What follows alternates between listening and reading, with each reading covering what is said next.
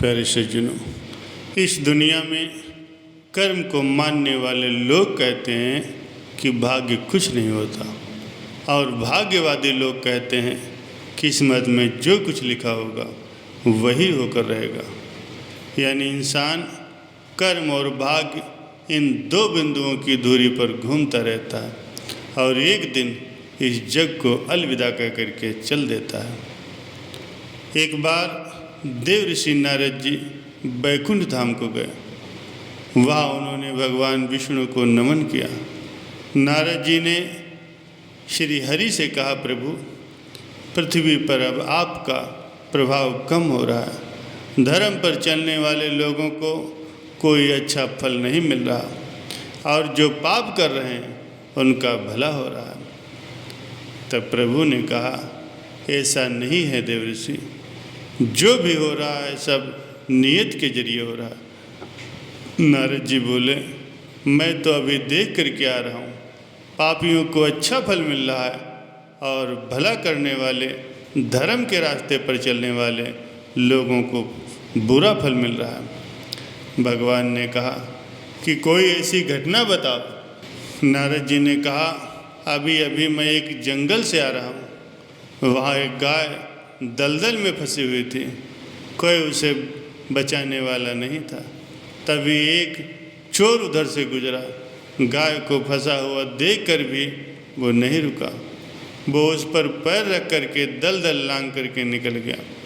आगे जा कर के चोर को सोने की मोहरों से भरी एक थैली मिली। थोड़ी देर के बाद वहाँ से एक वृद्ध साधु गुजरे। उन्होंने उस गाय को बचाने की पूरी कोशिश की, पूरे शरीर का जोर लगाकर उस गाय को बचा लिया। लेकिन मैंने देखा कि गाय को दलदल से निकालने के बाद वो साधु जब आगे गया तो एक गड्ढे में गिर गया। अब प्रभु आप भी बताइए, ये कौन सा न्याय हुआ? नारद जी की बात सुन लेने के बाद प्रभु बोले, ये सही ही हुआ है। जो चोर गाय पर पैर रख कर के भाग गया था, उसकी किस्मत में एक पूरा खजाना था, लेकिन उसके इस पाप के कारण से केवल कुछ मोहरें ही मिली। वहीं उस साधु को गड्ढे में इसलिए गिरना पड़ा क्योंकि उसके भाग्य में आज मृत्यु लिखी थी, लेकिन गाय को बचाने के कारण उसके पुण्य बढ़ गए और उसकी मृत्यु एक छोटी सी चोट के बदले में बदल गई। इंसान के कर्म से उसका भाग्य तय होता है, इसलिए इंसान को सदैव अच्छे कर्म करते रहना चाहिए, क्योंकि कर्म से ही भाग्य बदला जा सकता है। प्यारे सज्जनों, भाग्य का खेल भी निराला होता है। भाग्य जब मेहरबान होता है तो अच्छे अच्छों को अर्श से फर्श पर पहुंचा देता है और फर्श से अर्श तक भी पहुंचा देता है। बहुत पुराने समय की बात है, चमनलाल नाम का एक इंसान बहुत ही नेक और ईमानदारी के साथ प्रभु के चरणों में प्रीत रखता था। वो संतों के सत्संग में जाया करता था, ईश्वर की भक्ति किया करता था। सारा दिन धूप में इधर उधर घूम फिर करके टूटा फूटा सामान और कबाड़ जमा करता और फिर शाम को उस सामान को कबाड़ी की दुकान पर बेचकर पेट भरने लायक कमा लेता था। एक दिन वो एक घर से पुराना सामान खरीद रहा था, तो घर के मालिक ने उसे एक पुराना पानदान दिया, जो उसने मोल भाव करके 1 रुपये में खरीद लिया। कुछ आगे बढ़ने पर एक और घर ने उसे कुछ कबाड़ बेचा, लेकिन घर के मालिक को वो पानदान पसंद आ गया और उसने उस पानदान को 5 रुपये देकर उसे खरीद लिया।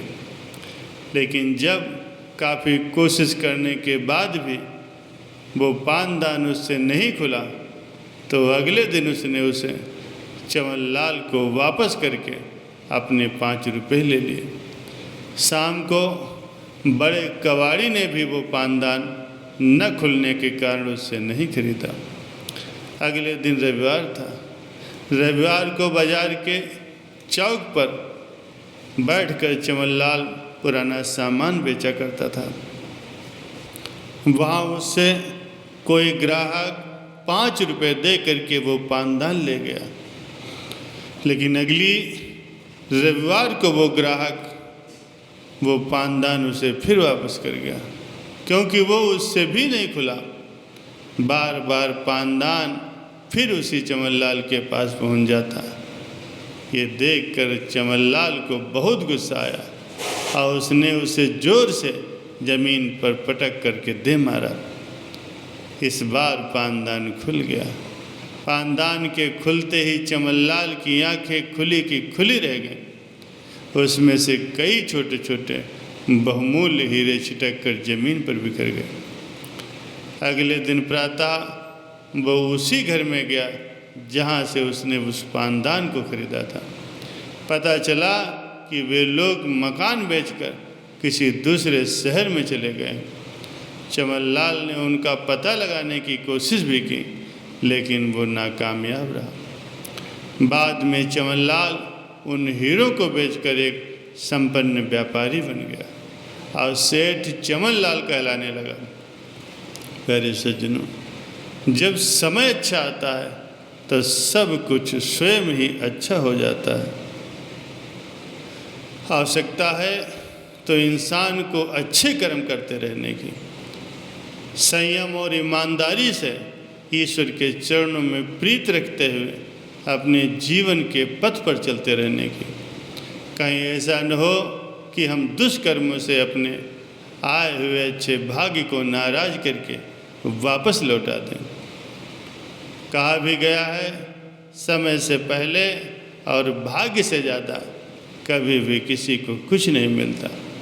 और यही चमनलाल के साथ हुआ। वो तो किसी भी तरह से उस पानदान से छुटकारा पाना चाह रहा था, जो बार बार लौटकर उसी के पास आ जाता था। किस्मत बार बार उसके दरवाजे पर दस्तक दे रही थी। तभी तो वो पानदान उसे कबाड़ी से एक बड़ा सेठ बना गया। प्यारे सज्जनों, अच्छे कर्म हमारे जीवन में सुख शांति और उन्नति का कारण बनते हैं, वहीं पाप कर्म हमें पतन के मार्ग पर ले जाते हैं। इसलिए ज़्यादा से ज़्यादा अच्छे कर्म करो, मालिक के नाम का स्मरण करो, उनका सत्संग करो। एक जगह वर्णन आया है कि आज धन्य मैं सुनो मुनीसा, तुम्हारे दरस जाहि अग खीसा, बड़े भाग पाइब सत्संगा, बिन ही प्रयास होय भवभंगा। फरमाते हैं कि आज मैं धन्य हो गया हूँ। इस संतों के दर्शन मात्र से ही सारे पाप आज हमारे नष्ट हो गए। बड़े ही भाग्य से सत्संग की प्राप्ति होती है, और जिससे बिना किसी परिश्रम के, बिना किसी प्रयास के जन्म मृत्यु का चक्र भी नष्ट हो जाता है। मनुष्य का ये जीवन भी सुखपूर्वक व्यतीत होता है और उसका परलोक भी संवर जाता है।